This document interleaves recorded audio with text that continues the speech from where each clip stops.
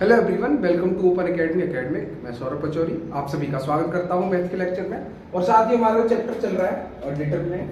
ठीक है, हम अब तक क्या पढ़ते आ रहे हैं? डिटरमिनेंट पढ़ रहे हैं, जिसको साड़े बोलते हैं।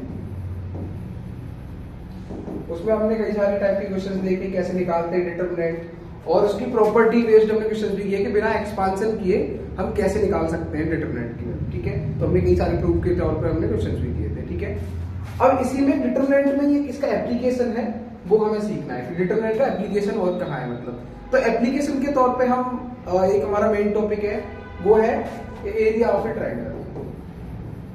एरिया ऑफ ए ट्रायंगल, एक त्रिभुज का जो एरिया क्षेत्रफल है वो निकालना सीखना है हमें। ठीक है, ये निकालना है हमें, लेकिन किसकी मदद से? डिटरमिनेंट की मदद से। ठीक है, डिटरमिनेंट का इस्तेमाल करना है हमें। ठीक है, लेकिन क्या निकालना है? एरिया ऑफ ए ट्रायंगल, एक त्रिभुज का क्षेत्रफल निकालना है। ठीक है, ये इसका एप्लीकेशन हो गया ना, इसकी मदद से ये निकाल सकते हैं। तो जो एप्लीकेशन इसका है उसके लिए हम कुछ बातें जानते हैं बेसिक सी, वही शुरू करते हैं। कुछ बेसिक सी बातें वो ये है कि हमने जैसे अगर हम 11th क्लास की बात करें तो हमने वहाँ पे कॉनिक सेक्शन वगैरह और कई सारी चीजें पढ़ी हैं। तो वहां से हमें पता लगता है कि एक ट्रायंगल का जो एरिया होता है उसे ऐसे ट्रायंगल से डिनोट करते हैं, वो होता है 1/2, है ना। फिर क्या होता था? x1/2 माइनस y1, है ना, और minus x2/3 minus y1 plus x3/1 minus y2, ये भी प्लस होता है ना। तो ये आपका एक ट्रायंगल का एरिया होता था। ठीक है, अब इसमें क्या है? x1 x2, जैसे ये x1, x2, ऐसे ही y1, y2, और ऐसे ही z1, z2। ये 3 पॉइंट्स हैं। ये मान लो P है, ये Q है, ये R है। तो P Q R मिलके एक ट्रायंगल बनाते हैं, P Q और R।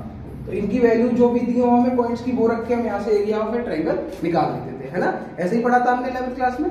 ठीक है, अब इसका डिटरमिनेंट में कैसे इस्तेमाल करना है वो सीखते हैं। ठीक है, मान लो कोई 3 पॉइंट दिए हैं, P पॉइंट दिया है x1, y1, नहीं x1, x2 ले लीजिए, x1, x2। ठीक है, एक कोई Q पॉइंट है वो है y1, y2, और कोई R पॉइंट है जो है z1, z2। ऐसे ले लो, या फिर x1, x2, x3 ऐसे ले लो। ठीक है, अब ये 3 पॉइंट हैं, इनकी मदद से हमें मतलब एरिया ऑफ ए ट्रायंगल निकालना है। ये देखो कैसे निकालेंगे हम। तो एक हम डिटरमिनेंट ऐसे, डिटरमिनेंट का साइन ये होता है। अब इसमें ये तीनों पॉइंट रखने हैं, कैसे? x1, x2, फिर y1, y2 और z1, z2। फिर यहाँ पे रखना है 1, 1, 1 और 1/2 और triangle area of A triangle. ठीक है, तो एरिया ऑफ ए ट्रायंगल जो होगा वो ये होगा 1/2 x1, x2, फिर y1, y2 और z1, z2। ये 3 पॉइंट है हमारे, कोई भी 3 पॉइंट ले लिए हमने, इनके लिए सॉल्व करना है। ठीक है, इनकी जगह पे देखो कुछ बुक्स में ना ऐसे भी लिखा होगा कि x1, x2 ले लिया। मान लो कि x1 और x2,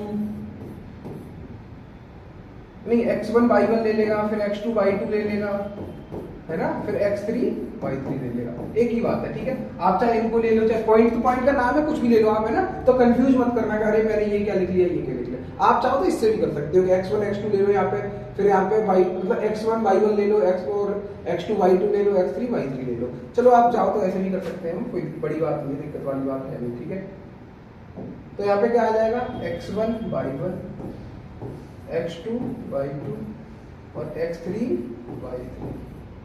ये आपका आ गया। इनको चेंज कर लेते हैं, चलो इनको भी चेंज कर ही लेते हैं।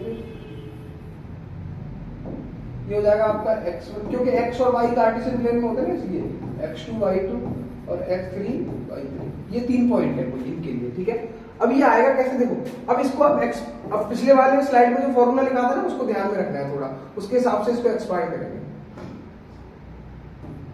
तो ये क्या आएगा? 1/2 तो आपका कांस्टेंट है। अब देखो एक्सपांड करते हैं, तो अगर x1 के लिए एक्सपांड करोगे तो x1 तो फिर इसका इससे -6 से मल्टीप्लाई, तो बाई 2 माइनस बाई 3 हो जाएगा ये, है ना, बाई 2 इंटू 1 और माइनस बाई 3 इंटू 1। फिर आप अगला वाला माइनस में लेते हैं तो x2, तो x2 लोगे जब, मान लो ये वाला लेते हो आप, तो इसको छोड़ोगे और इसको छोड़ोगे, तो ये क्या आएगा, बाई 1 माइनस बाई 3, तो बाई 1 माइनस बाई 3 प्लस अगला वाला ले लो x3, इसको लोगे, मान लो ऐसे एक्सपांड कर लो, तो इसको छोड़ोगे और इसको छोड़ोगे, तो आपका बचेगा बाई 1 माइनस बाई 2, तो बाई 1 माइनस बाई 2, तो ये क्या आएगा 1/2 x1 बाई 2 माइनस बाई 3। इसमें से माइनस कॉमन ले लेते हैं, अगर हम इसमें से माइनस कॉमन लोगे तो ये वाला माइनस का ये वाला प्लस का हो जाएगा, तो ये क्या आ जाएगा, प्लस का x2 हो जाएगा, बाहर माइनस है तो, और by 3 minus by 1 plus x3 by 1 minus by 2। आपको याद है पिछले वाले में देखो यही तो फॉर्मूला था, वही वाला जो ये फॉर्मूला है वही ये फॉर्मूला है। इसका मतलब क्या हुआ कि यहां से हमें ये पता लगता है कि जो एरिया ऑफ ए ट्रायंगल है ना, एरिया ऑफ ए ट्रायंगल, एक त्रिभुज का क्षेत्रफल हो,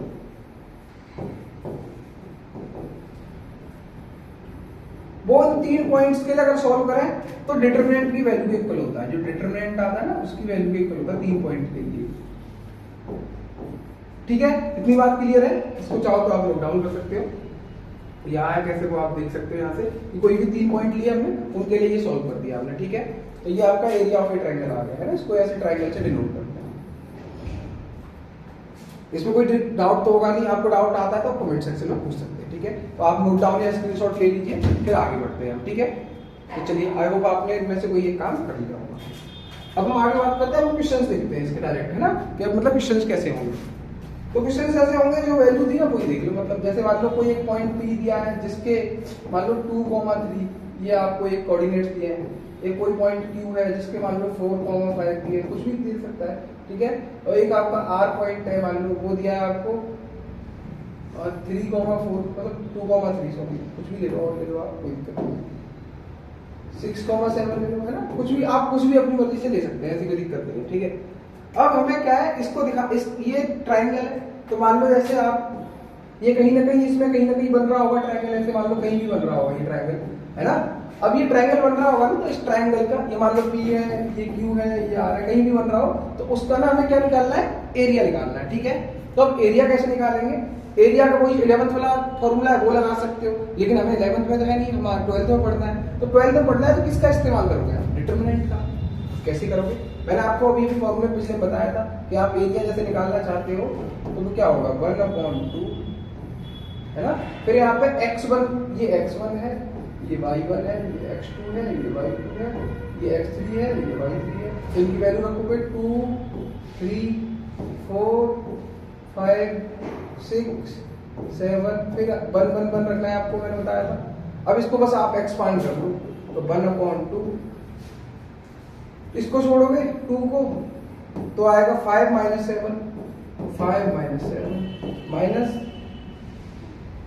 आप ऐसे अगर रो वाइज या कॉलम वाइज कैसे भी एक्सपांड कर सकते हो, उसमें कोई दिक्कत नहीं है। ठीक है, मान लो -4, अगर इसको छोड़ रहे हो आप तो इसको और इसको छोड़ोगे तो 3 × 1 -7, तो 3 - 7,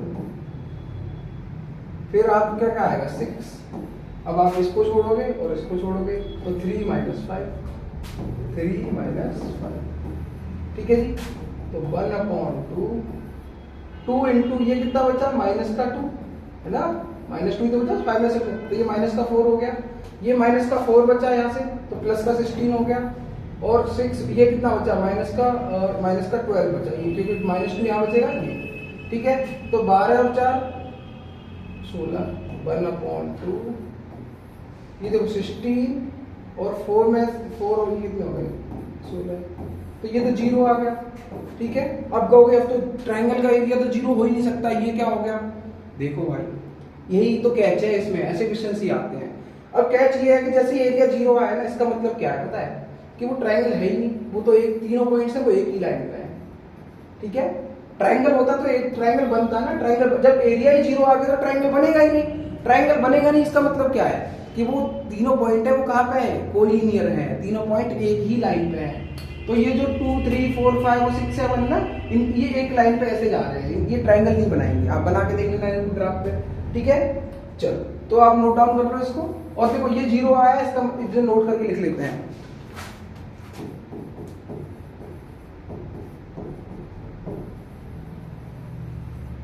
अगर हमने डेल्टा लिया है, मान लो एक इक्वल डेल्टा ऑफ एरिया है ना, एक इक्वल है, ये जो आपका 0 आता है ना डिटरमिनेंट की वैल्यू, इसका मतलब क्या है, दीज पॉइंट्स आर, जो भी पॉइंट्स दिए हुए हैं ना, these given points are collinear. Collinear का मतलब होता है समरेख, हिंदी में अगर समझे, समरेख का मतलब होता है समान रेखा पर, मतलब कि ये जो पॉइंट है ये ट्रायंगल नहीं बनाते, ये P है, ये Q है, ये R है, एक ही लाइन पे है ये, तभी तो 0 आया। ट्रायंगल बना ही नहीं तो एरिया क्या आएगा, 0। जब कोई चीज है ही नहीं तो उसका एरिया निकालोगे कैसे? अगर ये ऐसे होता तो ट्रायंगल बनता ना, कहीं भी ऐसे कहीं भी बन रहा है तब। ये तो एक ही लाइन पे है, एक ही लाइन पे तो ट्रायंगल बना ही नहीं, ट्रायंगल बना नहीं तो क्या हुआ, एरिया 0 हुआ। और हमें ये भी पता है कि डिटरमिनेंट 0 कब आता है, जब आपका जो मैट्रिक्स है वो क्या हो, सिंगुलर हो। सिंगुलर मैट्रिक्स का इधर डिटरमिनेंट 0 आता है। तो बेसिकली अगर सिंगुलर मैट्रिक्स आता है आपका ये पॉइंट्स रखने पे, तो आप समझ जाना कि वो क्या है, पॉइंट्स कोलिनियर है, संरेख है, एक ही रेखा पर है। अगर 0 नहीं आता है, नॉन 0 मतलब नॉन सिंगुलर है, तो आपका वो एरिया एग्जिस्ट करेगा, ठीक है। कोई और पॉइंट्स लेके देखते हैं, मान लो आप अपनी बुक में जो भी क्वेश्चन हो उसमें ये पॉइंट्स दिए हो, आप उनको मतलब पॉइंट्स को रख के ऐसे ही और डिटरमिनेंट सोल्व करने की कोशिश करना, आपका आंसर आ जाएगा, ठीक है। इतना कोई रॉकेट साइंस है नहीं इसमें। मान लो अगला क्वेश्चन करते हैं हम, ये तो एक P पॉइंट दिया है, मान लो -2,4, एक Q पॉइंट दिया है, मान लो 7,3, एक R पॉइंट दिया है, मान लो कुछ भी 4,5। ये 3 पॉइंट दिए हैं, ठीक है। अब इन 3 पॉइंट्स को लेके हमें क्या निकालना है, area of this triangle, area of triangle PQR, ये निकालना है। तो हमें वही पता है, एक तो 11th वाला फॉर्मूला, लेकिन अभी क्या लगाएंगे हम, मैट्रिक डिटरमिनेंट वाला फॉर्मूला, ठीक है। तो ये क्या होता है, 1/2 तो कांस्टेंट है, मतलब आगे ही आगे। अब क्या है PQR, तो ये देखो x1 y1 x2 y2 x3 y3, तो इनकी वैल्यू रख लो, -2 4 फिर 7 3 फिर 4 और 5, ठीक है। अब क्या आएगा यहाँ पे 1 1 1, ठीक है जी। अब देखो आगे चलते हैं, अब इसको एक्सपांड करते हैं, बस वही टर्म है 1/2, -2 जब लोगे आप तो -2 के लिए इसको छोड़ोगे तो 3 - 5 हो जाएगा, 3 - 5, -4 ले लो, मान लो ये वाला, और ये वाला छोड़ोगे आप तो क्या आएगा 7 - 4, 7 - 4 प्लस 1 लोगे आप, अभी ना हमने रो वाइज एक्सपांड किया, तो 7 माइनस वो 35 - 12 है ना, 7 × 5 - 4 × 3, तो ये क्या आएगा 1/2, माइनस का 2 बचा ना, ये प्लस का 4 हो जाएगा, है ना, 5 में से 2 गया तो ये कितना बचा, माइनस का 3, मतलब 3 बचा ना यहाँ से, तो 3 चौके 12, तो माइनस का 12, और ये कितना बचा, प्लस का 23 बचा, है ना, 35 में से 12 गया तो 1/2, और इनको जोड़ोगे तो 27 प्लस का माइनस का 12, तो क्या आएगा 1/2, और 27 में से 12 गया तो कितना बचा 15, तो ये कितना रहेगा 15/2, मतलब 7.5 है ना, आधा इसका स्क्वायर यूनिट, वर्ग इकाई होता है ना स्क्वायर यूनिट, क्योंकि एरिया किस में आता है, स्क्वायर यूनिट में आता है, मीटर स्क्वायर, किलोमीटर स्क्वायर, या किसी में स्क्वायर फीट, है ना, किसी में भी हो, सेंटीमीटर स्क्वायर, किसी में भी, तो यूनिट कोई भी ले सकते हैं, हमें नहीं पता, तो ये 7.5 स्क्वायर यूनिट, ये आपका क्या है, एरिया है, ठीक है, area of this triangle PQR। I hope आपको क्लियर है अभी। अब ये नॉन जीरो आया है ना, जीरो तो आया नहीं है, तो क्या ये तीनों जो पॉइंट्स है वो कोलिनियर सर्वे होंगे, नहीं होंगे, क्योंकि एरिया तो हमें मिल गया ना, जीरो नहीं आया, ठीक है। मान लो कभी आपका धोखे से है ना, कहीं पे भी क्वेश्चन में नेगेटिव आता भी है एरिया, मतलब एरिया की वैल्यू जो निकाली आपने वो डिटरमिनेंट की वो नेगेटिव आती है, तो आप कंफ्यूज मत होना, परेशान मत होना। आपको पता है एरिया नेगेटिव नहीं हो सकता, तो नेगेटिव साइन को इग्नोर कर सकते हो आप, उसकी जो पॉजिटिव वैल्यू होगी वो आपका क्या हो जाएगा, एरिया हो जाएगा, ठीक है। कुछ अलग टाइप के क्वेश्चंस भी होंगे, वो बोलेगा पहले कि चलो किसी ट्रायंगल का ना एरिया दे रखा है उसने, मान लो कह रहा है कि 70 यूनिट स्क्वायर यूनिट है, ठीक है, उसने पहले से एरिया दे रखा है क्षेत्रफल कि भाई ये दे रखा है, अभी तक पूछता था कि एरिया बताओ तो हम बता दें। अब कह रहा है ये दिया है, फिर कह रहा है पॉइंट से मान लो P 2,4 Q 7, कोई कांस्टेंट है K जो हमें नहीं पता, R है 5, -4 कुछ भी ले लो आप, कोई दिक्कत नहीं, ठीक है। ये पॉइंट्स हैं, कह रहा है इस ये जो पॉइंट्स हैं इनका एक ट्रायंगल बनता है, उसका एरिया 70 स्क्वायर यूनिट है, तो K की वैल्यू क्या होनी चाहिए ये पूछ रहा है। तो ठीक है, हमें पता है क्या होता है एरिया ऑफ ए ट्रायंगल, क्या होता है area of triangle is equal to 1/2 x1 y1 x2 y2 और x3 y3 फिर 1 1 1 ये होता है, ठीक है। अब यहाँ से हमें क्या करना है, इनकी वैल्यूज रखनी है, तो एरिया क्या होगा, मतलब डेल्टा ऑफ एरिया मतलब जो 70 दिया है ये, तो हमें इनकी फिर रख दो, चलो इसमें वैल्यू रखनी है बस हमें इसकी पी क्यू आर के पॉइंट्स की। तो यहाँ से अगर करेंगे तो ये 70 दिया है हमें, इसको यहाँ लिख लेते हैं इज इक्वल टू 1/2, इनकी वैल्यू रखोगे तो 2 4 फिर 7k और 5 -4 फिर 1 1 1, ठीक है। अब यहाँ से इसको सॉल्व करेंगे तो देखो ये 140 हो जाएगा, 70 × 2 इज इक्वल टू 2, इसको सॉल्व करेंगे तो k +